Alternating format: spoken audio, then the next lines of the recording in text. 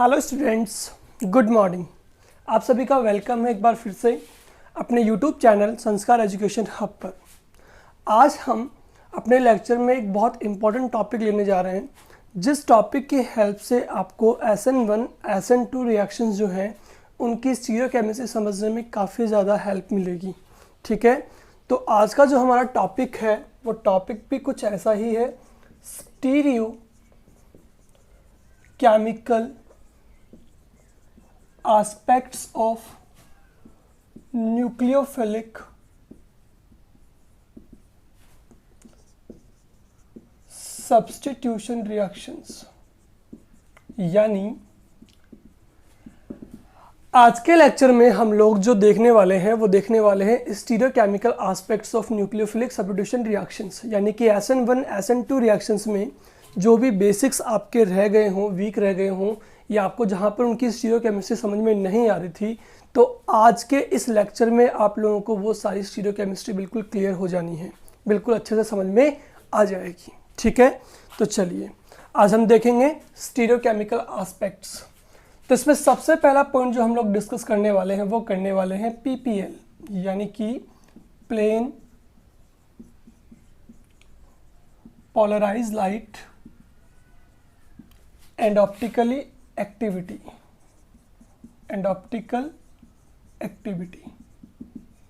ठीक है, तो ध्यान से समझिएगा इसको। चलिए आपको इसको एक्सप्लेन करने के लिए मैं आपको समझा दूं। हमारे पास मान लीजिए यहाँ पे कोई एक लाइट सोर्स है। ठीक है, क्या है? लाइट सोर्स, जहाँ से आपके पास में एक ऑर्डिनरी रे आ रही है। क्या आ रही है? ऑर्डिनरी रे। ऑर्डिनरी रे वो रे है जिसका मूविंग, यानी कि वो रे आपकी किसी भी डायरेक्शन में मूव कर सकती है। ठीक है, सच टाइप ऑफ रे जो आपकी हर एक डायरेक्शन में आपकी मूवेबल होती हैं, किसी भी डायरेक्शन में मूव कर सकती हैं, वो रेज जो है वो कैसी है? आपकी ऑर्डिनरी रे है। ऑर्डिनरी रे को हम कह सकते हैं सिंपल लाइट, जो आपकी टॉर्च लाइट होती है जिसको अपन जलाते हैं तो आपकी लाइट जो है हर डायरेक्शन में मूव करती है और चारों तरफ क्या हो जाता है? उससे लाइट हो जाती है। तो वो जो आपकी रे है वो कैसी है? ऑर्डिनरी रे है, ऑर्डिनरी रेज। ठीक है, समझ गए होंगे। यहाँ से हमने लिया है एक लाइट का सोर्स, जहाँ से आपकी कुछ लाइट्स जो हैं यानी कि ऑर्डिनरी रे हैं वो यहाँ से इमिट हो रही हैं। ठीक है, ऑर्डिनरी रे का मतलब क्या हो गया? सच टाइप ऑफ रेज जो आपकी मूव करती हैं along each and every directions. ठीक है, अब ये रे जो हैं वो आपकी पास होती हैं किससे? निकोल प्रिज्म से। किससे पास आउट होती हैं? निकोल प्रिज्म से। ठीक है, जिसे अपन दो प्रिज्म को ऐड करके बनाते हैं with the help of Canada balsam. ठीक है, निकोल प्रिज्म। ठीक है, ये जो निकोल प्रिज्म यहाँ पे अपन ने यूज किया है ये कहलाता है आपका,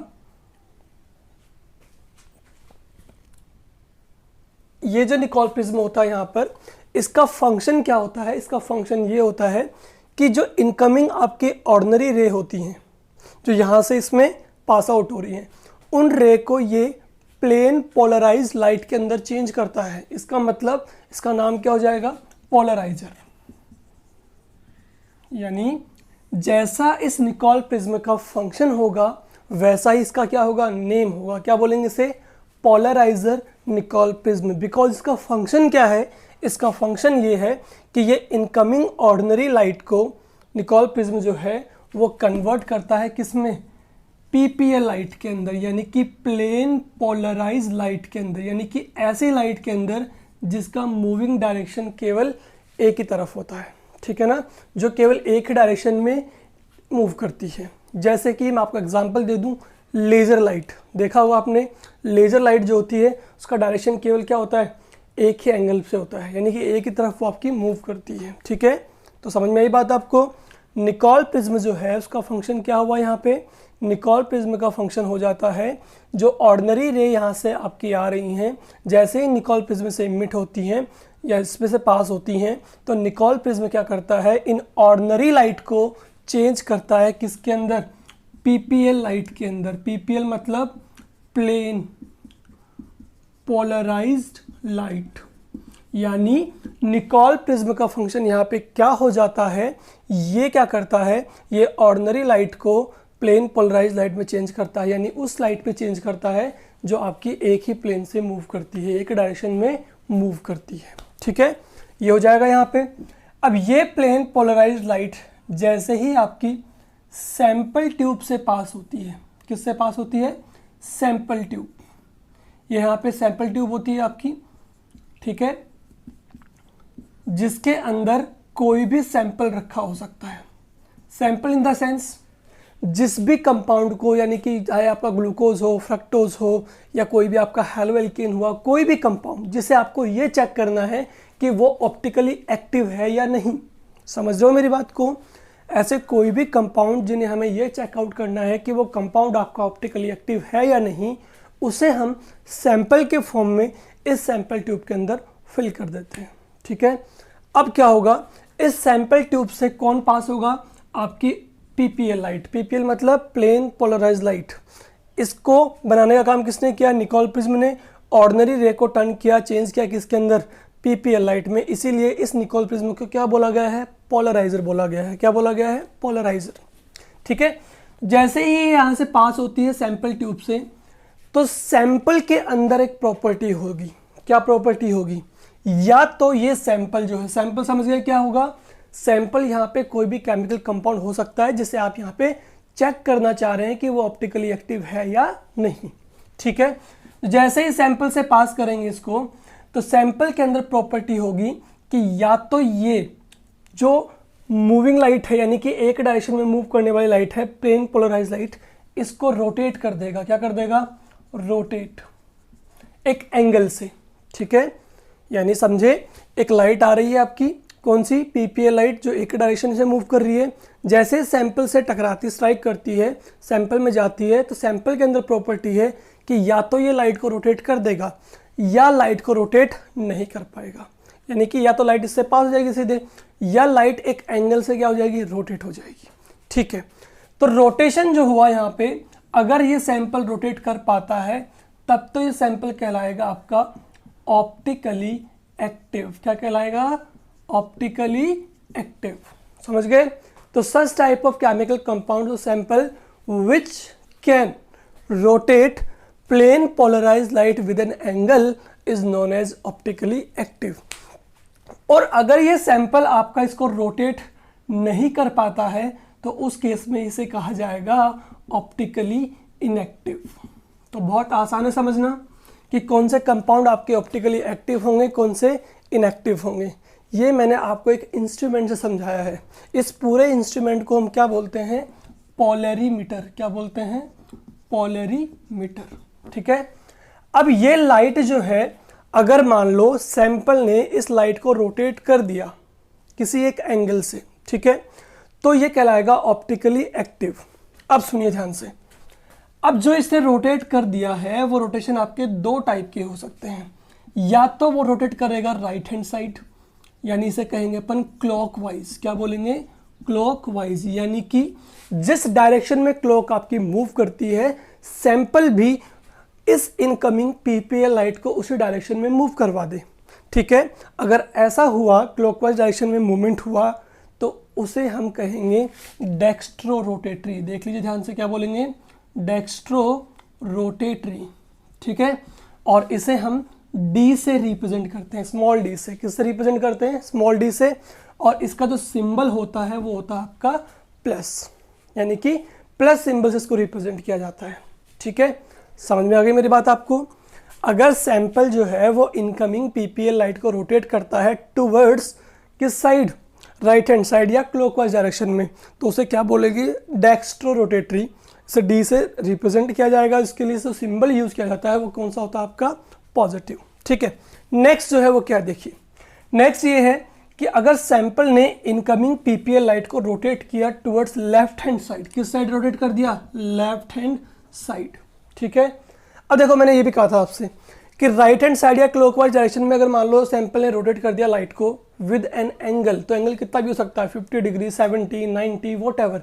अगर राइट हैंड साइड में रोटेट किया है, मान लो 60 डिग्री किया, तो इसे लिखेंगे प्लस 60 डिग्री। समझ रहे हो, 90 किया है तो प्लस 90, क्योंकि क्लॉकवाइज डायरेक्शन में मूवमेंट हुआ है आपके पीपीएल लाइट का, तो उसे प्लस से रिप्रेजेंट किया जाएगा। और अगर आपके सैंपल ने लाइट को रोटेट किया लेफ्ट हैंड साइड यानी कि एंटी क्लॉकवाइज, क्या किया, एंटी क्लॉकवाइज, ठीक है, तो इसे कहा जाएगा लीवो रोटेटरी। क्या कहा जाएगा, लीवो रोटेटरी, और इसको माइनस सिंबल से रिप्रेजेंट किया जाएगा, ठीक है। तो मेरी बात आपको समझ में आ गई होगी कि सैंपल पे डिपेंड करेगा कि सैंपल इनकमिंग पीपीएल लाइट को रोटेट किस तरफ करता है, अगर राइट हैंड साइड में या क्लॉकवाइज डायरेक्शन में तो उसे बोलेंगे डेक्स्ट्रो, डी से इसको रिप्रेजेंट किया जाता है, जबकि इसको स्मॉल एल से रिप्रेजेंट किया जाता है, ये प्लस सिंबल से और वो माइनस सिंबल से, ठीक है, समझ गए। अब ये रोटेशन हुआ या नहीं हुआ, इसको भी हम एक और निकोल प्रिज्म की हेल्प से एनालिसिस करते हैं। यहाँ पे मान लीजिए अपनी आईज हैं, जहाँ से आप इसे देख रहे हैं, और जहाँ से आप इसे देख रहे हैं ना, ठीक है, वहाँ पे आपका क्या लगा हुआ है, निकोल प्रिज्म। क्या लगा हुआ है, निकोल प्रिज्म, ठीक है। ये निकोल प्रिज्म क्या काम करता है, देखो दो निकोल प्रिज्म यूज किए इस पूरे पोलरिमीटर के अंदर अपन ने। पहला क्या काम करता है, ये ऑर्डिनरी लाइट को चेंज करता है पीपीएल लाइट के अंदर, प्लेन पोलराइज लाइट में, जबकि ये निकोल प्रिज्म क्या करता है, ये देखने में काम आता है कि सैंपल ने पीपीएल लाइट को रोटेट किया है या नहीं किया है और कितने एंगल से किया है। तो इस निकोल प्रिज्म को कहा जाएगा एनालाइजर। क्या कहा जाएगा, एनालाइजर, यानी कि this Nicol prism is to be used for analysis whatever the sample is rotate PPL light or not and what through the angle, what angle से आपका ये लाइट जो है वो रोटेट हुआ है, तो ये एनालिसिस करने में काम आएगा आपको Nicol prism. That's why this Nicol prism is to be considered as analyser. समझ में आ गया आपको। तो ये पूरा डायग्राम जो है वो पूरा डायग्राम किस इंस्ट्रूमेंट का है, पोलरीमीटर का। मैं आपको बता दूं कि आरबीएससी के स्टूडेंट जो भी हैं उनके लिए जो मैं लेक्चर यहाँ पे दे रहा हूँ, ये पूरा लेक्चर जो है उनका एक चैप्टर दिया हुआ है अलग से, स्टीरियो केमिस्ट्री, उसके अंदर 15% पार्ट को कवर करेगा, ये 15% पार्ट को, ठीक है। तो ध्यान से पढ़ें, बहुत काम की चीज़ आप लोगों के लिए, आरबीएससी एज वेल सीबीएसई दोनों के लिए, ठीक है। ये काफ़ी हेल्प करता है आपको SN1 SN2 रिएक्शन की मैकेनिज्म को समझने में। देखिए आगे चलो, तो आपका ये कंप्लीट हो गया पोलरीमीटर आपको, ठीक है, समझ में आ गया। आपसे पूछ सकते हैं व्हाट इज़ पोलरीमीटर, इसके अंदर जितने भी पार्ट्स अवेलेबल हैं उनके बारे में आप एक्सप्लेन कीजिए। तो बता दीजिए, इसके अंदर लाइट सोर्स है जहाँ से ऑर्डिनरी लाइट रेज आती हैं आपकी, ठीक है। दो निकोल प्रिज्म यूज़ करते हैं, one of them is polariser and another one is analyser. Polariser का फंक्शन ऑर्डिनरी लाइट को पीपीएल लाइट में चेंज करना, निकोल प्रिज्म का फंक्शन ये एनालिसिस करने में काम आता है कि सैंपल ने लाइट को रोटेट किया है या नहीं किया और कितने एंगल से किया है। सैंपल ट्यूब में हम सैंपल फिल करते हैं जो पीपीएल लाइट को चेंज करता है, रोटेट करता है। अगर रोटेट करता है तो वो ऑप्टिकली एक्टिव है, नहीं करता तो ऑप्टिकली इनएक्टिव है। करेगा तो दो डायरेक्शन में, क्लॉकवाइज और एंटी क्लॉकवाइज, ठीक है, समझ रहे हो। तो अगर क्लॉकवाइज करता है तो डेक्स्ट्रो रोटेटरी, अगर एंटी करता है तो लीवो रोटेटरी। इसको हम प्लस या माइनस सिंबल से, इसको लीवो को हम नेगेटिव सिंबल से डिनोट करते हैं, ठीक है। तो देखिए ध्यान से, तो जो यहाँ पे आपके प्लस एंड माइनस क्या बने हैं, आपके आइसोमर। समझ रहे हो मेरी बात को, क्या बने हैं, आइसोमर। इन्हें हम बोलते हैं ऑप्टिकल आइसोमर्स। क्या बोलेंगे, ऑप्टिकल आइसोमर। समझे ऑप्टिकल आइसोमर क्यों बोलेंगे। देखो रोटेशन किसका हुआ है, यहाँ पे लाइट का ही हुआ है, यानी कि कुल मिलाकर रोटेट जो भी हो रहा है वो क्या है, आपका लाइट। जैसे हम नहीं बोलते किसी केमिकल कंपाउंड का मोलिकुलर फॉर्मूला अगर क्या हो सेम बट स्ट्रक्चर क्या हो डिफरेंट, तो उन्हें क्या बोलते हैं, आइसोमर्स। तो यहाँ पे ये क्या है, ऑप्टिकल आइसोमर्स। मतलब ये कि लाइट भी सेम है, सैंपल भी सेम है, रोटेशन भी सेम है, बस हाँ यहाँ पे आपका क्या चेंज हुआ है, वो हुआ है रोटेशन। एक चला गया है आपका किस तरफ, प्लस यानी कि डेक्स्ट्रो रोटेटरी, और एक चला गया आपका लीवो यानी कि नेगेटिव यानी कि लीवो रोटेटरी, ठीक है। तो ये दोनों आपस में क्या हुए, आइसोमर हुए। केवल इनके रोटेशन डिफरेंट है, बाकी चीज़ें सारी सेम हैं, ठीक है ना। दैट्स वाई इन्हें आपस में क्या कह सकते हैं, आइसोमर। कौन सा आइसोमर कहेंगे, ऑप्टिकल आइसोमर, बिकॉज ये ऑप्टिकली एक्टिव है, ठीक है। समझ गए मेरी बात को ओके, ठीक है। तो ये जो आपका पूरा मैंने आपको समझाया, एक्सप्लेन किया है, ये आपका समझ में आता है plane polarise light and optically activity, कि कौन से कंपाउंड आपके ऑप्टिकली एक्टिव होंगे और कौन से इनएक्टिव होंगे, ठीक है। चलिए और आगे डिस्कस कर लेंगे। अभी तो हमने क्या देखा है, हमने देखा है कि किसी केमिकल कंपाउंड को प्रैक्टिकली कैसे पता करें कि वो ऑप्टिकली एक्टिव है या इनएक्टिव है, लेकिन हम हर बार तो प्रैक्टिकल करने जाएंगे नहीं। हमें तो क्या देखना है कि हमें एग्जाम में क्वेश्चन मिला कि ये केमिकल कंपाउंड है, इसे बताओ ऑप्टिकली एक्टिव है या इनएक्टिव है, तो उसे चेक करने का तरीका क्या होता है ये हम अब देखेंगे। ठीक है, ये मैंने आपको केवल प्रैक्टिकल नॉलेज दी है कि किसी केमिकल कंपाउंड को प्रैक्टिकली हम कैसे पता कर पाते हैं कि वो ऑप्टिकली एक्टिव होगा या इनएक्टिव होगा। ठीक है, फटाफट से इसका स्क्रीनशॉट ले लीजिए। ओके, चलो सेकंड पॉइंट पे चलते हैं हमारे स्टीरियोकेमिकल एस्पेक्ट्स के। वो देखिए क्या होगा।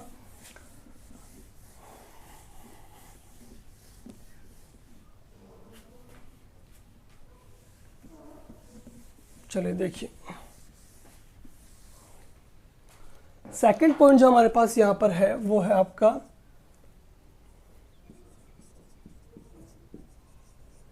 एसिमेट्रिक कार्बन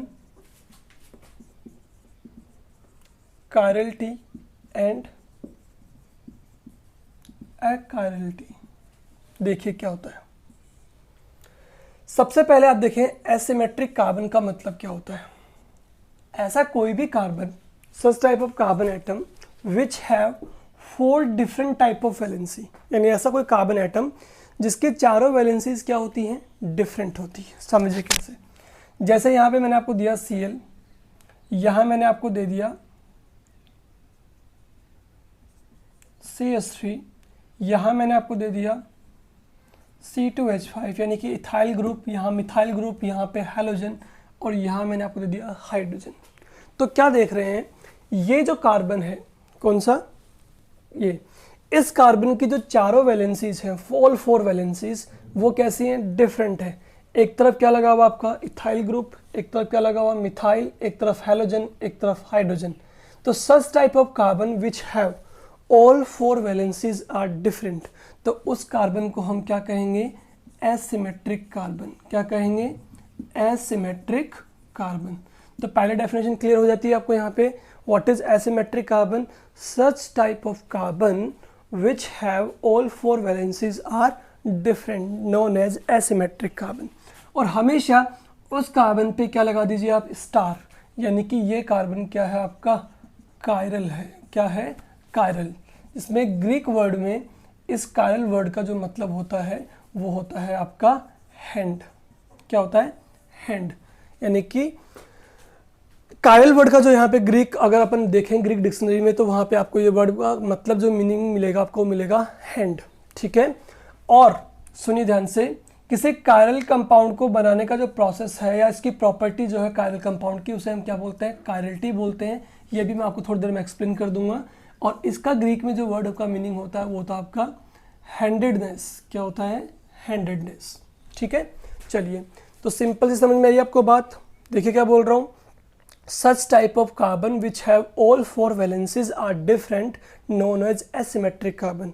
और उसी कार्बन को हम क्या कह सकते हैं कि वो कार्बन कैसा कार्बन आपका, कायरल कार्बन है। कैसा है, कायरल। और यहाँ पे एक बहुत सिंपल सा रूल समझ लीजिए आप।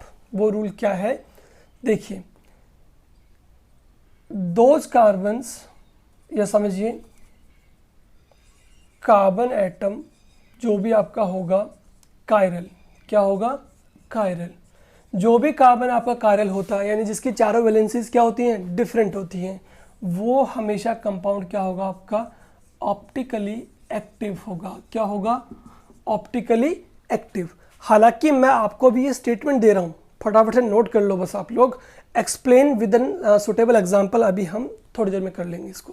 क्या कहा मैंने अभी, जिस भी कार्बन के चारों वैलेंसीज डिफरेंट है वो एसिमेट्रिक या कायरल कार्बन है, और जितने भी कायरल कार्बन होंगे वो ऑलवेज क्या होंगे, ऑप्टिकली एक्टिव होंगे।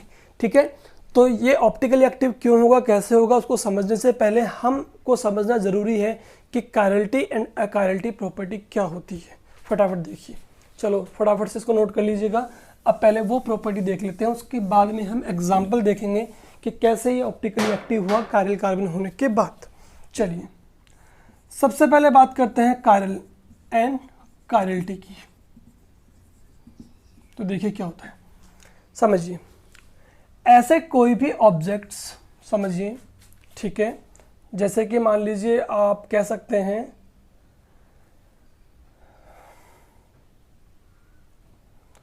ये देखिए अपना कोई हैंड देख लीजिए आप तो फटाफट से।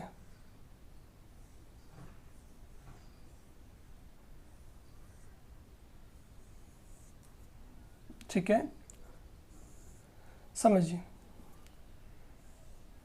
चलो पहले ऐसे समझ लेते हैं। समझो, आप क्या कीजिए, आप अपने मिरर के सामने खड़े हुई हैं। आप देखिए कि आपका जो राइट हैंड है ये वाला, ठीक है, आप इसकी मिरर इमेज लीजिए सबसे पहले। ठीक है, ये आपके पास एक ऑब्जेक्ट है आपका राइट हैंड, इसकी क्या लेंगे आप, मिरर इमेज लेंगे। जैसे इसकी मिरर इमेज लेते हैं आप तो क्या देखेंगे, इसकी मिरर इमेज जो है वो ऐसे बनेगी आपकी। ठीक है, इस तरह से। तो क्या करेंगे, जिस भी ऑब्जेक्ट की बनी हुई मिरर इमेज अगर उसके ऊपर कवर करते हैं अपन, उसके ऊपर रखते हैं, तो ये इसको पूरी तरह से कवर नहीं कर रहा होता है। ठीक है, समझिए। अगर इसकी हम मिरर इमेज लेंगे तो मिरर इमेज कैसी बनेगी, इस तरह की बनेगी। ठीक है, अब अगर हम इसकी बनी हुई मिरर इमेज को इसके ऊपर रख देते हैं ला करके, ठीक है, इसको कवर करते हैं, इसके ऊपर एज इट इज रखते हैं, तो क्या देखेंगे कि ये वाला थंब इस साइड आ जाएगा और ये वाली फिंगर इस साइड, यानी इसकी बनी हुई मिरर इमेज इसको पूरी तरह से सुपर इम्पोज नहीं करती है, इसको पूरी तरह से कवर नहीं करती है। तो यहाँ से डेफिनेशन क्या बनती है कि सच टाइप ऑफ ऑब्जेक्ट्स, क्या बोलेंगे, such type of objects whose mirror image, जिनकी बनी हुई mirror image are not superimpose on each other. समझे कि नहीं समझे? ऐसे कोई भी ऑब्जेक्ट्स जिनकी बनी हुई मिरर इमेज उनके ऊपर सुपर इम्पोज नहीं होती, क्या कह रहे हैं, not super imposable on each other, उन्हें हम क्या कहेंगे, नॉन एज कायरल। क्या बोलेंगे उन्हें, known as chiral. And this property, और इस प्रॉपर्टी को हम क्या बोलेंगे, इज नॉन एज कायरलिटी। क्या बोलेंगे इसे, कायरलिटी बोलेंगे। समझे कि नहीं समझे? ऐसे जितने भी ऑब्जेक्ट्स जिनकी बनी हुई मिरर इमेज उनके ऊपर सुपर इम्पोज नहीं होती, उन्हें पूरी तरह से कवर्ड नहीं करती है, उन ऑब्जेक्ट्स को हम बोलेंगे कायरल ऑब्जेक्ट्स। क्या बोलेंगे, कायरल। और इस प्रॉपर्टी को हम क्या बोलेंगे, कायरलिटी बोलेंगे। कायरल वर्ड का मैंने आपको मतलब बता दिया, हैंड होता है, और इसका वर्ड का मतलब क्या होता है, हैंडेडनेस। ठीक है, समझ में आ गई बात आपको? चलिए, अब हमें क्या करना है, अब हमें देखना है कि अकायरल का मतलब क्या है, अकायरल या अकायरलिटी का मतलब क्या है। तो समझिए, इसको भी बहुत आसान है। इसमें इसका जस्ट अपोजिट प्रोसेस हो जाएगा। समझ गए होंगे शायद कि ऐसे ऑब्जेक्ट्स जिनकी बनी हुई मिरर इमेज उनके ऊपर पूरी तरह से सुपर इम्पोज हो जाए। जैसे मैंने एक ऑब्जेक्ट लिया, ये जो स्फेरिकल शेप का है, इसकी मिरर इमेज क्या बनेगी, यही बनेगी, और जब इसको हम इसके ऊपर रखेंगे तो ये पूरी तरह से कवर कर जाएगा, यानी कि ये इसके ऊपर सुपर इम्पोज नहीं हो रहा था, ये इसके ऊपर सुपर इम्पोज हो जाएगा। तो ऐसे ऑब्जेक्ट्स जिनकी बनी हुई मिरर इमेज उनके ऊपर सुपर इम्पोज हो जाएगी, उन्हें हम क्या बोलेंगे, अकायरल बोलेंगे। समझ गया होगा? यहाँ पे डेफिनेशन को चेंज कर लीजिएगा, such type of objects whose mirror images are superimposable. अगर इसकी बात करेंगे तो क्या बोलेंगे, आर सुपर इम्पोजेबल। ठीक है, जिनकी बनी हुई मिरर इमेज एक दूसरे पर सुपर इम्पोजेबल हैं, तो उन्हें क्या बोलेंगे, नॉन एज अकायरल। ठीक है, और इस प्रॉपर्टी को हम क्या कहेंगे, अकायरलिटी बोलेंगे। ठीक है, जैसे इसकी बनी हुई मिरर इमेज इसके ऊपर सुपर इम्पोज हो जाएगी, समझ रहे हो ना, ये बनी हुई मिरर इमेज इसके ऊपर सुपर इम्पोज हो जाएगी, समझ रहे हो? तो ऐसे ऑब्जेक्ट्स जिनकी बनी हुई मिरर इमेज अगर उसके ऊपर सुपर इम्पोजेबल है तो वो सब क्या है, अकायरल्स हैं, और ऐसी प्रॉपर्टी को हम क्या बोलेंगे, अकायरलिटी बोलेंगे। ठीक है, बट ये बात तो हमने डिस्कस की है किसके ऊपर, ऑब्जेक्ट्स के ऊपर। अगर हम बात करें किस पे, कंपाउंड्स पे, ठीक है, केमिकल कंपाउंड्स पे, तो वहाँ पे हम कैसे चेक करेंगे कि वो कायरल है, अकायरल है। ठीक है, चलिए देखते हैं फटाफट से।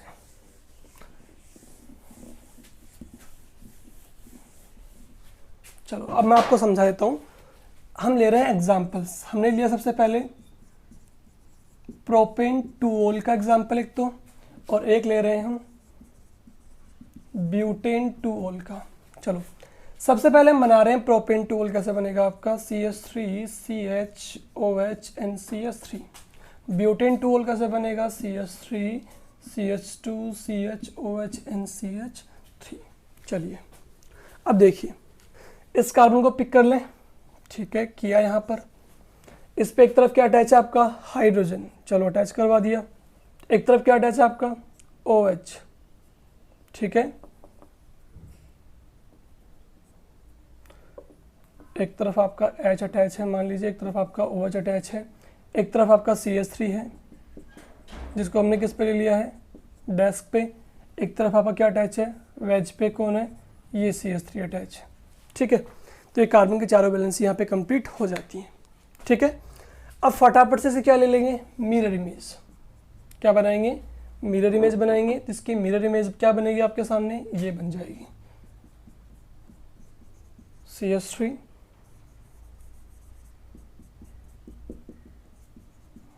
CH3, ठीक है। यहाँ पे क्या आ जाएगा आपका OH एंड ये क्या आ जाएगा आपका H, ठीक है। ये बनी आपकी मिरर इमेज। अब केमिकल कंपाउंड्स में हम क्या करेंगे कि इसमें बनी हुई मिरर इमेज जो होगी उसको हम रोटेट करवाते हैं किस पे, 180 डिग्री एंगल पर। किस पे, 180 डिग्री एंगल पे। जो कंपाउंड यहाँ पे बना है उसको हम किस पे एंगल के, 180 डिग्री एंगल पे क्या करवा देंगे, रोटेट। तो जैसे 180 पे इसको रोटेट करेंगे तो हमारे पास क्या आ जाएगा, हमारे पास ये बन जाएगा CH3। यहाँ पे मैं आपको छोटी सी बात समझा दूं कि जब भी आप इसको रोटेट करते हैं 180 डिग्री एंगल पर, तो आपके पास जो है एक चीज़ चेंज हो जाती है कि जो भी आपका ग्रुप आपका डेस्क पे होता है वो चला जाएगा वेज पे, और जो भी ग्रुप आपका डेस्क पे है वो किस पे आ जाएगा, वेज पे। यानी ये CH3 इस पे आ जाएगा, ये CH3 इस पे चला जाएगा। बट यहाँ पे दोनों ग्रुप जो है CH3 के मिथाइल के वो कैसे हैं, सेम है। तो हमें पता नहीं लग पाता है एक्चुअल में कि कौन सा मिथाइल ग्रुप कहाँ चला गया, क्योंकि इसको यहाँ लिखो चाहे इसको यहाँ लिखो, बात तो एक ही है, क्योंकि दोनों ग्रुप कैसे हैं आपके, सिमिलर हैं। अब हम क्या देखेंगे, देखो समझे, केमिकल कंपाउंड्स में हमें अगर देखना है कि वो आपका कायरल है, अकायरल है, ऑप्टिकली एक्टिव है या इनएक्टिव है। समझे, मैं आपको फिर कह रहा हूँ कि किसी भी ऑब्जेक्ट की बनी हुई मिरर इमेज अगर उसके ऊपर सुपर इम्पोजेबल है, सुपर इम्पोज हो रही है, तब तो वो अकायरल है और ऑप्टिकली क्या है, इनएक्टिव है, ठीक है। ऑप्टिकली क्या है, इनएक्टिव। और अगर किसी कंपाउंड की बनी हुई मिरर इमेज उसके ऊपर क्या हो रही है, सुपर इम्पोज नहीं हो रही, उसको पूरी तरह से कवर नहीं कर रही, तो वो कायरल है। और कायरल हमेशा क्या होते हैं, ऑप्टिकली एक्टिव। ये मैं आपको पहले बता चुका हूँ, बात को माइंड में रखें हमेशा। जब भी कोई कायरल होगा वो कायरल हमेशा क्या होगा, ऑप्टिकली एक्टिव होगा। क्यों, क्योंकि उसकी बनी हुई मिरर इमेज कभी भी उसके ऊपर सुपर इम्पोज नहीं होती है। चलिए देखिए, अब ये 180 पे आपने रोटेट कर दिया। इसमें मैं आपको बता रहा हूँ कि केमिकल कंपाउंड्स में हम करेंगे क्या, तरीका यही रहेगा। पहले कंपाउंड की हमें क्या लेनी है, मिरर इमेज लेनी है, फिर उसे 180 पे रोटेट करवाना है। अब बताइए, ये स्ट्रक्चर मान लीजिए A है, ये B है, ये C है। तो C जो है वो A के ऊपर सुपर इम्पोजेबल है या नहीं, यस, ये क्या है, सुपर इम्पोजेबल है, ठीक है। यानी ये कंपाउंड इसके ऊपर अगर अपन रखते हैं तो ये पूरी तरह से कवर कर रहा है। CH3 पे CH3 आ रहा है, CH3 पे CH3 आ रहा है, H पे H आ रहा है, OH पे OH आ रहा है। इट मीन्स ये सुपर इम्पोजेबल हुए। और जब कोई केमिकल कंपाउंड की बनी मिरर इमेज के ऊपर सुपर इम्पोजेबल हो रही है, ठीक है, समझ रहे हो, तो सुपर इम्पोजेबल होने के बाद उसे हम क्या कह देंगे, उसे हम कह देंगे कि ये आपका क्या है, अकायरल है। क्या है, अकायरल। समझ गए क्या, समझ गए। तो केमिकल कंपाउंड्स में हमें क्या करना है, पहले हमें मिरर इमेज बनानी है, 180 पे उसे रोटेट करना है, उसके बाद देखना है कि ये इसके ऊपर सुपर इम्पोजेबल है या नहीं। तो यहाँ पे क्या लग रहा है, ये सुपर इम्पोजेबल है, तो इसे हम क्या कह देंगे कि ये आपका अकायरल है। और अगर ये अकायरल है, इसका मतलब ये क्या है, ऑप्टिकली इनएक्टिव है। और ये चीज़ हमें पहले देखते ही पता लग जानी चाहिए थी। कैसे, इस कार्बन को ध्यान से देखो, इस कार्बन पे एक तरफ क्या अटैच है आपका हाइड्रोजन, एक तरफ क्या अटैच है OH, एक तरफ क्या है CH3, एक तरफ क्या है CH3, यानी दो ग्रुप क्या हो गए, सेम। इसका मतलब ये कार्बन आपका एसिमेट्रिक नहीं है। हमने क्या कहा था, एसिमेट्रिक कार्बन वो होते हैं जिनके चारों वैलेंसीज डिफरेंट होती हैं, लेकिन एसिमेट्रिक ये नहीं है, तो इसका मतलब ये कायरल भी नहीं है, इसका मतलब ये ऑप्टिकली इनएक्टिव होगा। हमने देख भी लिया, ठीक है, समझ गए मेरी बात को। अब फटाफट से हम जो आपका दूसरा वाला है ब्यूटेन 2-OL उसको देख लेते हैं। चलिए इसको मैं रफ कर रहा हूँ। देखो ब्यूटेन 2-OL में हमने क्या लिया, कार्बन लिया, इस पे एक तरफ आपका हाइड्रोजन है, एक तरफ आपका OH है, ठीक है, एक तरफ आपका CH2CH3 यानी कि C2H5 है। चलिए इसको ले लेते हैं डेस्क पे C2H5 और CH3 को हम ले लेते हैं किस पे, वेज पे, ठीक है। अब क्या करेंगे, अब लेंगे हम इसकी मिरर इमेज, क्या बनेगी बताओ, इसके मिरर इमेज जो बनेगी वो बनेगी आपकी ये C2H5, वेज पे कौन आ गया आपका CH3। अब क्या करेंगे, अब इसे 180 पे करेंगे रोटेट। जैसे इसको 180 पे रोटेट कर देते हैं, देखिए क्या कर दिया अपन ने, 180 पे रोटेट कर दिया। 180 पे रोटेट करेंगे तो मैंने कहा था जो ग्रुप आपका वेज पे होगा वो चला जाएगा डेस्क पे, और जो डेस्क पे है वो किस पे आ जाएगा, वेज पे। यानी क्या बन जाएगा आपके पास बन जाएगा OH H। अब आपका डेस्क पे कौन आ गया, C2H5, और वेज पे कौन चला गया, CH3। चलिए अब बताइए कंपाउंड A और C को क्या ये इसके ऊपर पुट करने पे ये इस पे सुपर इम्पोजेबल है, नहीं है, क्योंकि CH3 ग्रुप किस पे आ रहा है, C2H5 पे, और C2H5 किस पे आ रहा है, CH3 पे। इसका मतलब ये इसको पूरी तरह से कवर नहीं करता है, ये इसके ऊपर सुपर इम्पोजेबल नहीं है, ठीक है। तो क्या हुआ, अब ये सुपर इम्पोजेबल अगर इसके ऊपर नहीं है यानी कि नॉट सुपर इम्पोजेबल, तो आप क्या कहेंगे, तो आप ये कहेंगे यहाँ पे कि ये जो है वो आपका क्या है, ऑप्टिकली एक्टिव है। क्या है, ऑप्टिकली एक्टिव, ठीक है। यानी ये इसके ऊपर क्या हो रहा है, सुपर इम्पोज नहीं हो रहा, इसका मतलब ये ऑप्टिकली क्या हो गया आपका, एक्टिव हो गया। इसे हम क्या कहेंगे, कायरल। क्या कहेंगे, कायरल। और ये तो हम पहले ही कह चुके हैं कि कार्बन जिसकी चारों वैलेंसीज डिफरेंट हो, देखो एक तरफ H है, एक तरफ OH है, एक तरफ मिथाइल है, एक तरफ इथाइल है, तो चारों वैलेंसीज अगर डिफरेंट है तो उस कार्बन को हम कहते क्या हैं, एसिमेट्रिक कार्बन या कायरल कार्बन। और ये बात सबसे इंपॉर्टेंट, जहाँ पे लॉजिक या कॉन्सेप्ट जो बन जाता है सबसे इंपॉर्टेंट, वो ये कि कायरल कार्बन अगर आपका है तो ये आपका ऑप्टिकली क्या है, एक्टिव है। क्या है, ऑप्टिकली एक्टिव, ठीक है। चलिए अब मैं आपको बता देता हूँ इस पे बेस्ड क्वेश्चन आपके पास कैसे आते हैं और आपको डायरेक्ट आंसर कैसे करना है। इतना सब नहीं करना होता आपको, ये तो एक्सप्लेन किया है मैंने आपको कि हाँ ये ऐसे ऐसे हुआ है, ठीक है। चलिए मैं आपको डायरेक्टली बता देता हूँ कि कैसे क्वेश्चन आएंगे और आपको कैसे आंसर देना है। क्वेश्चन इस तरह से पूछेंगे आपसे, आउट ऑफ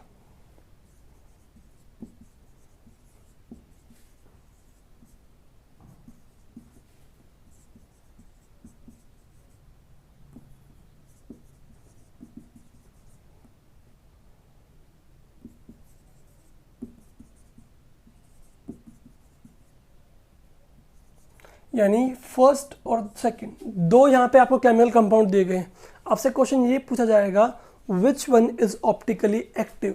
क्या क्वेश्चन पूछा गया आपसे कि दोनों में से कौन सा आपका ऑप्टिकली एक्टिव होगा। तो बहुत सिंपल सा आंसर है, वो वाला कंपाउंड आपका ऑप्टिकली एक्टिव होगा जो एक दूसरे पर सुपर इम्पोज नहीं हो। इतना आपको जाना ही नहीं है, आपको क्या करना है, आपको ये देखना है कि वो कंपाउंड हमेशा आपका ऑप्टिकली एक्टिव होगा जिस कंपाउंड में आपका क्या प्रेजेंट है, कायरल कार्बन, यानी जो कार्बन आपका एसिमेट्रिक है। देखिए फटाफट से, हेलोजन यहाँ पे अटैच है आपका, इस कार्बन को पिक कर लीजिए, ये कार्बन है, इस तरफ क्या है आपका प्रोपाइल ग्रुप, क्या है प्रोपाइल, और एक तरफ क्या है आपका हेलोजन। चलो ठीक है, दो वैलेंसी डिफरेंट है, लेकिन थर्ड एंड फोर्थ यानी कि हाइड्रोजन एंड हाइड्रोजन दो हैं आपके, वो हो गए सिमिलर। तो ये कार्बन आपका कायरल कार्बन नहीं है, ठीक है। इसकी बात करें, एक तरफ क्या अटैच है आपका इथाइल ग्रुप, एक तरफ क्या अटैच है आपका मिथाइल ग्रुप, एक तरफ क्या है हेलोजन और एक तरफ क्या है हाइड्रोजन। यानी इस कार्बन की 4 वैलेंसीज क्या हैं, डिफरेंट है। इसका मतलब ये क्या हो जाएगा, आपका कायरल कार्बन हो जाएगा या ऑप्टिकली एक्टिव हो जाएगा। तो क्वेश्चन जो है वो आपको इस तरह से मिलेंगे कि कोई भी 2 और मोर आपको यहाँ पे कंपाउंड्स दिए जाएंगे और आपसे पूछा जाएगा कि उन दोनों में से आपका ऑप्टिकली एक्टिव कौन सा है। ठीक है, तो इस तरह से अपना सेकंड पॉइंट जो है वो यहाँ पे कंप्लीट हो जाता है। चलिए थर्ड पॉइंट को देखते हैं फटाफट से। हालांकि थर्ड पॉइंट जो है मैंने आपसे डिस्कस पहले भी कर लिया था, फिर भी एक बार कर लेते हैं अपन। Retention, inversion and racemic mixture. ठीक है, जो हमने बेसिकली SN1 और SN2 रिएक्शंस के दौरान इन टर्म्स को देखा था, retentions of configuration, inversion of configuration and racemic mixture. अब देखिए फटाफट से क्या चीज़ें हैं आपके सामने। चलो देखो, सबसे पहले अगर अपन बात करते हैं तो सबसे पहले मैं आपको बता दूं ऐसा कार्बन, ठीक है, जिसकी चारों वैलेंसीज क्या होती हैं, डिफरेंट। अभी भी थोड़ी देर पहले पढ़ा था अपन ने ये वाला एग्जांपल, ठीक है, HNOH, या मान लीजिए यहाँ पे कोई भी आपका हैलोजन हो सकता है। ऐसे कार्बन जिनके चारों वैलेंसीज क्या है, यहाँ पे डिफरेंट है, वो कंपाउंड की बनी हुई मिरर इमेज इसको 180 पे आपने रोटेट किया है, वो not super imposable on each other है। ठीक है, तो सुपर इम्पोजेबल नहीं है, इसका मतलब क्या हुआ कि ये आपका ऑप्टिकली क्या है, एक्टिव है। ठीक है, ये कार्बन कैसा आपका कायरल कार्बन है। ठीक है, अब यहाँ पे आपको एक और चीज़ बता दूँ मैं आपको, किसी भी केमिकल कंपाउंड की बनी हुई मिरर इमेज, ठीक है, किसी भी कंपाउंड की बनी हुई मिरर इमेज अगर उसके ऊपर सुपर इम्पोज नहीं होती है तो उन्हें हम कहते हैं इनेंशियोमर। क्या बोलते हैं, इनेंशियोमर। एक और टर्म यहाँ से पिक कर लीजिए, व्हाट इज इनेंशियोमर्स। इनेंशियोमर क्या होंगे, those chemical compounds whose mirror images, लिख देता हूँ definition, those chemical compound whose mirror images are not superimposable। ठीक है, किसी भी कंपाउंड की बनी हुई मिरर इमेज अगर उसके ऊपर सुपर इम्पोज नहीं होती है तो उन्हें क्या बोलेंगे, इनेंशियोमर बोलेंगे। क्या बोलेंगे, इनेंशियोमर बोलेंगे अपन। ठीक है, नोट कर लिया इसको। अब देखिए आगे,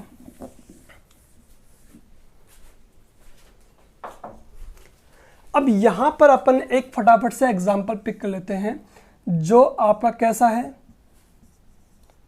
ऑप्टिकली एक्टिव है, या यूं कहें जिस कार्बन के चारों वैलेंसीज क्या हैं, डिफरेंट है। ठीक है, चलो इसको यहां से ले लेते हैं।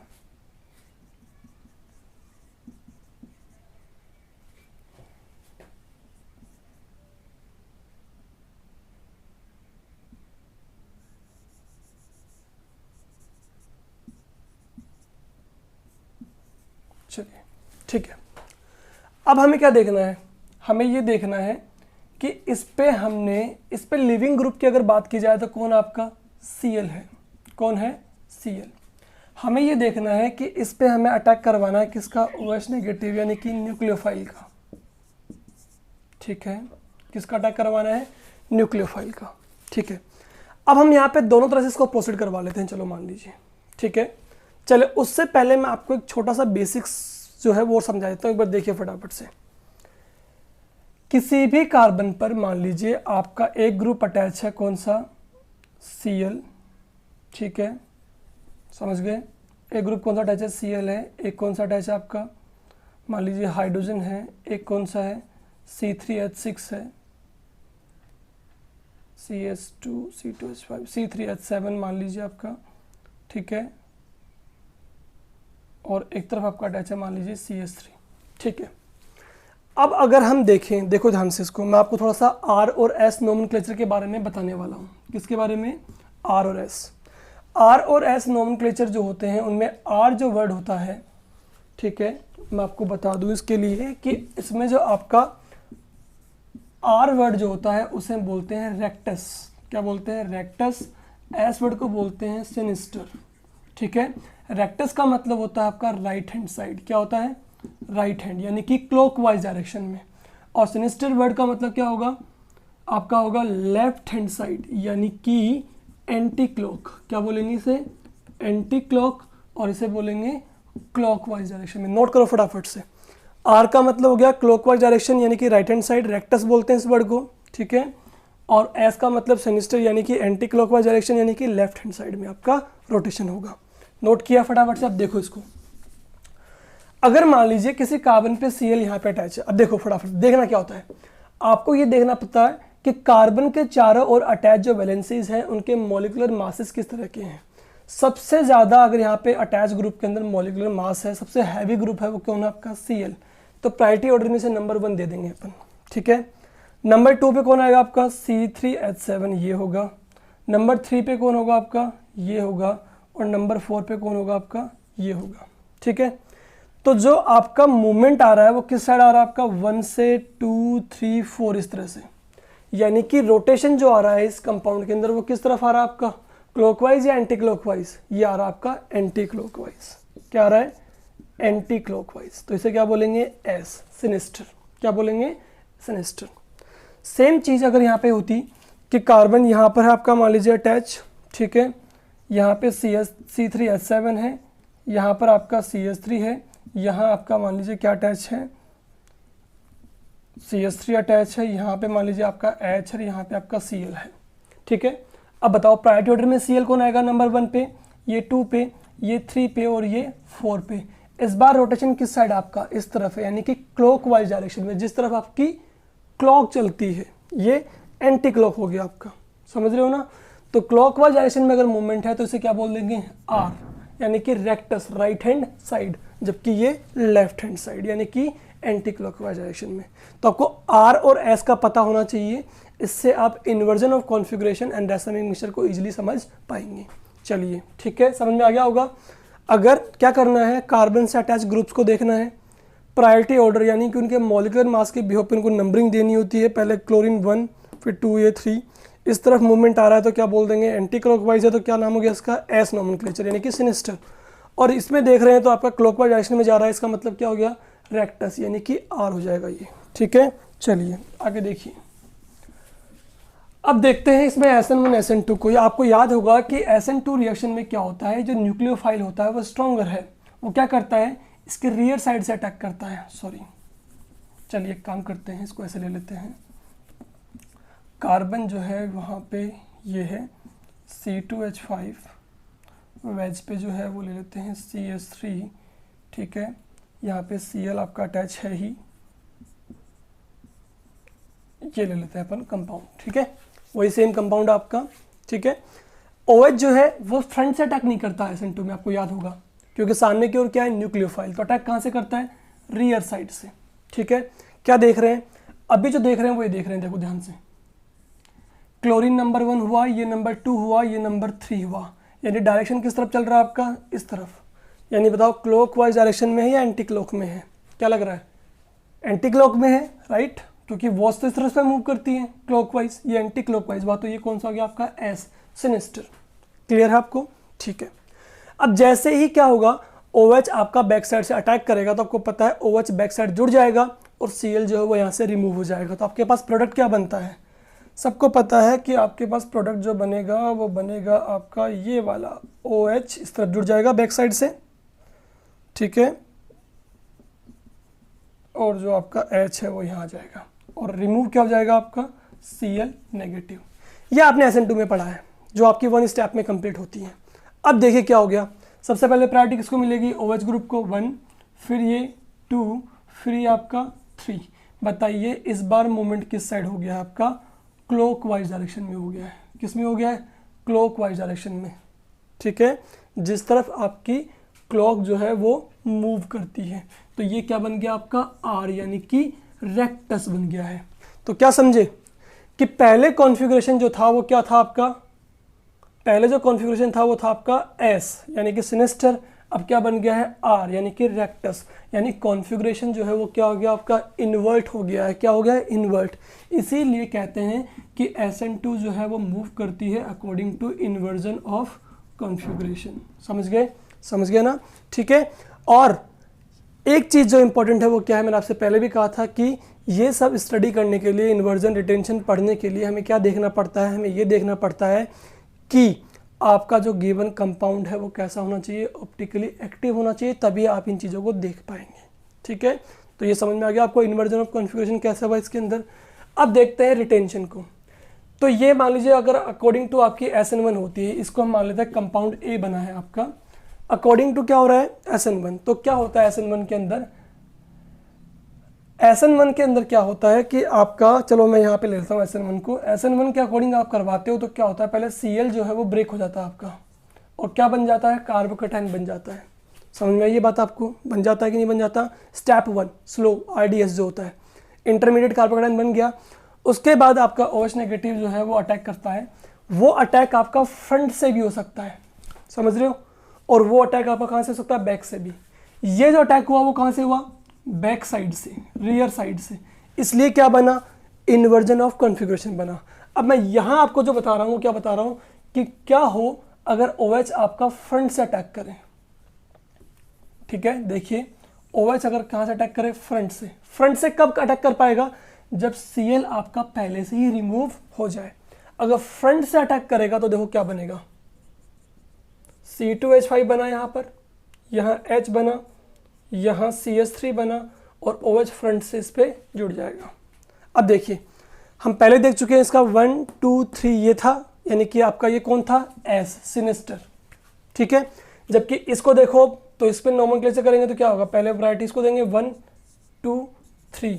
अब भी इसका मूवमेंट किस तरफ है, अब भी ये आपका एंटी क्लॉकवाइज डायरेक्शन में ही है, यानी यहाँ पर भी क्या बन गया आपका सिनिस्टर बन गया है। क्या बन गया है, सिनिस्टर। यानी पहले भी सिनिस्टर था S नोमेनक्लेचर, अब भी S है, मतलब क्या हो गया, जो कॉन्फ़िगरेशन पहले था वो कॉन्फ़िगरेशन अब भी है, तो उसे कहेंगे रिटेंशन। क्या कहेंगे, रिटेंशन ऑफ कॉन्फ़िगरेशन। क्या बोलेंगे, रिटेंशन ऑफ कॉन्फ़िगरेशन। तो समझ में आई बात आपको कि अगर आपके पास कोई एक ऐसा कंपाउंड है जो आपका हेलो एल्केन है, ऑप्टिकली क्या है, एक्टिव है, उस पर अगर न्यूक्लियोफाइल बैक साइड से अटैक करता है तो आपका होता है इन्वर्जन ऑफ कॉन्फ़िगरेशन। समझ में आया कैसे हुआ, पहले ये S था, यानी कि एंटी क्लॉकवाइज से क्या बन गया आपका, क्लॉकवाइज बन गया है, यानी कि रेक्टस बन गया है। तो कॉन्फ़िगरेशन क्या हो गया, चेंज, इसलिए क्या बोला, इन्वर्जन ऑफ कॉन्फ़िगरेशन। इधर बात करें तो क्या हुआ, अटैक जब फ्रंट से हुआ, कहाँ से हुआ, फ्रंट से, यानी Cl पहले निकल जाए बाहर आपका। ठीक है, तो फ्रंट से अटैक होने पे OH इधर ही जुड़ जाएगा, इधर जुड़ेगा तो आपका अब भी कॉन्फ़िगरेशन वैसा का वैसा ही है, यानी सिनिस्टर से सिनिस्टर ही बन रहा है। तो क्या हुआ, कॉन्फ़िगरेशन मेंटेन रहा, तो उसे क्या बोल दिया, रिटेंशन ऑफ कॉन्फ़िगरेशन। तो अटैक अगर if it take place, attack of nucleophile from rear side, then inversion of configuration will take place, and if attack of nucleophile is take place from front side, then retention of configuration will take place. And अब हम बात करते हैं किसकी, SN1 की। तो SN1 में जो अटैक है वो दोनों साइड से होता है, हमें पता है, क्योंकि वहाँ पे न्यूक्लियोफाइल पहले ही रिलीज हो जाता है आपका। ठीक है, समझ रहे हो। तो न्यूक्लियोफाइल अगर Cl पहले रिलीज हो गया तो आपका अटैक जो है वो फ्रंट से भी पॉसिबल है और बैक से भी पॉसिबल है। इसका मतलब अगर अटैक फ्रंट से हुआ तो क्या बनेगा, रिटेंशन। अगर अटैक कहाँ से हुआ, बैक से हुआ तो क्या बनेगा, इन्वर्जन। यानी वो A है, ये आपका B है, तो इसके अंदर A भी बन सकता है और B भी, 50 + 50%। एक्चुअली डेटा है ये, लेकिन मैं आपको कभी बताऊंगा कि ये एक्चुअल में सही भी नहीं है। यानी कि कहते तो हैं इसमें रैसमिक मिक्सचर बन जाएगा। क्या बन जाएगा, रैसमिक मिक्सचर। यानी इस रिएक्शन में दो इनेंशियोमर बन रहे हैं, एक इन्वर्जन ऑफ कॉन्फ़िगरेशन, समझ रहे हो, एक रिटेंशन ऑफ कॉन्फ़िगरेशन। ठीक है, यानी दोनों इक्विमोलर आपके इनेंशियोमर का फॉर्मेशन यहाँ पे हो रहा है, A + B 50-50%। और अगर ऐसा बनता है तो इस मिक्सचर को हम क्या कहते हैं, रैसमिक मिक्सचर बोलेंगे। समझ गया है। तो रैसमिक मिक्सचर क्या है, समझे, रैसमिक मिक्सचर क्या है अभी आपको एक्सप्लेन कर देता हूं मैं। ऊपर की तरफ देखिए ध्यान से। अब देखिए रैसेमिक मिक्सचर के अंदर आपके दोनों तरह के कॉन्फ़िगरेशन का फॉर्मेशन हो रहा है, inversion as well as retention. तो क्या बोलेंगे, it is equimolar of 2 enantiomer, यानी 2 इनेंशियोमर का क्या है, इक्विमोलर। इक्वी का मतलब क्या हो गया, सेम मॉलिक्यूल, यानी सेम मोलरिटी। इसकी जितनी बनेगी उसकी इतनी ही बनेगी, यानी कि 50% प्लस 50%। समझ गए, ठीक है। तो 2 इनेंशियोमर का इक्विमोलर जो है उसे हम क्या बोल रहे हैं, रैसेमिक मिक्सचर। क्या बोल रहे हैं, रैसेमिक मिक्सचर बोल रहे हैं। और रैसेमिक मिक्सचर जो बन रहा है उसके प्रोसेस को क्या बोलते हैं बेटा, रैसेमाइजेशन बोलते हैं। क्या बोलते हैं, रैसेमाइजेशन। यानी डेफिनेशन क्या हो जाएगी, such type of process by which a racemic mixture is formed known as racemisation. क्या बोलेंगे उसे, रैसेमाइजेशन बोलेंगे, ठीक है। तो इक्विमोलर्स ऑफ 2 इनेंशियोमर्स, यानी 2 इनेंशियोमर का इक्वल अमाउंट जब अपन लेते हैं 50-50%, तो उस मिक्सचर को बोलेंगे रैसेमिक मिक्सचर, और इसके बनने के प्रोसेस को क्या बोलेंगे, रैसेमाइजेशन। चलिए अब आपको एक इंपॉर्टेंट बात और बता देते हैं, वो है ये कि रैसेमिक मिक्सचर जो होगा वो आपका होता है ऑप्टिकली इनएक्टिव। ये एक नई बात आई है आपके पास, और आरबीएससी बोर्ड में तो क्वेश्चन भी दिया हुआ है कि why racemic mixture is optically inactive. तो मैं आपको बता दूं कि ये ऑप्टिकली इनएक्टिव क्यों है, बिकॉज आपके पास 2 इनेंशियोमर बनते हैं, एक बनेगा डेक्स्ट्रो और एक बनेगा लीवो, यानी कि लीवो प्लस डेक्स्ट्रो। डेक्स्ट्रो के बारे में आपने पढ़ा था कि ये आपका रोटेट करता है किस तरफ, प्लस डायरेक्शन में, यानी कि क्लॉकवाइज में। तो जितना प्लेन पोलराइज लाइट आपकी क्लॉकवाइज डायरेक्शन में मूव करेगी, उतना ही आपकी प्लेन पोलराइज लाइट किस तरफ मूव कर जाएगी, एंटी क्लॉकवाइज डायरेक्शन में। किस में मूव कर जाएगी, एंटी क्लॉकवाइज डायरेक्शन में। समझे कि नहीं समझे। आपके पास क्या बने हैं, 2 इनेंशियोमर बने हैं, एक कौन सा है, डेक्स्ट्रो, एक कौन सा है, लीवो, ठीक है। तो डेक्स्ट्रो जितना मूव करता है क्लॉकवाइज डायरेक्शन में, उतना ही लीवो मूव कर जाएगा एंटी क्लॉकवाइज डायरेक्शन में। यानी कि समझ रहे हो, यानी कि जितना मूवमेंट एक साइड में हुआ उतना मूवमेंट दूसरे साइड से क्या हो जाएगा, कैंसिल। समझ रहे हो, the rotation which take place of plane polarise light towards dextrorotatory is cancel out by laevorotatory, ठीक है ना।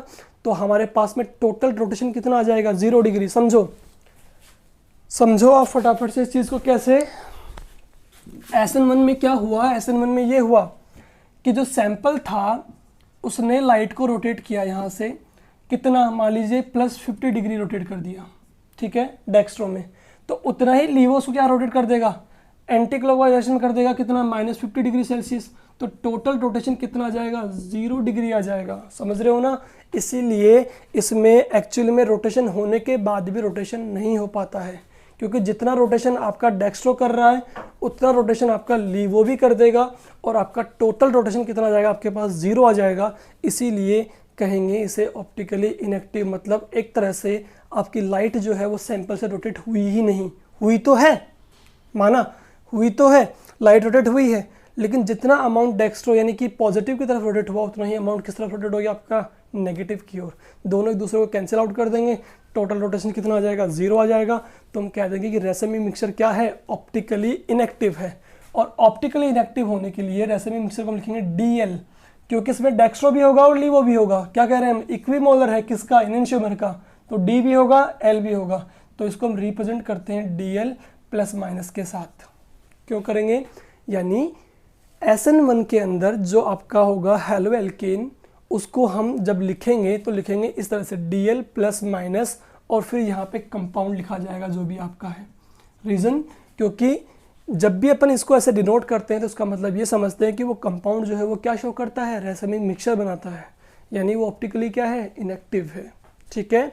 तो ये अपने स्टीरियो केमिकल एस्पेक्ट्स जो थे वो यहाँ पे कंप्लीट हो जाते हैं। आई होप कि अब आपको SN1 SN2 में कोई प्रॉब्लम्स नहीं आएंगी, ठीक है। चलिए नेक्स्ट लेक्चर में हम स्टार्ट करेंगे हमारा new topic haloarenes. Okay, thank you.